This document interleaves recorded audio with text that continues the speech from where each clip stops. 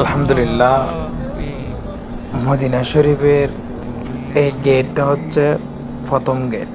মসজিদে নববীর প্রথম গেট।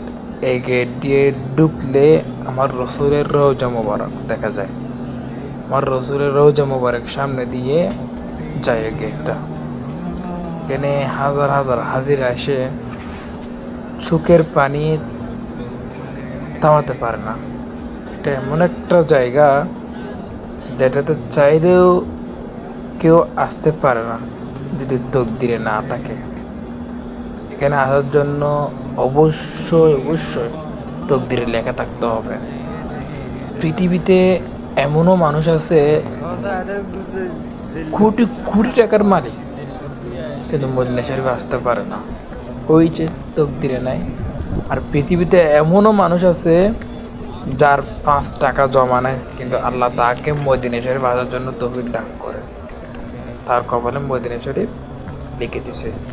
আল্লাহু আকবার।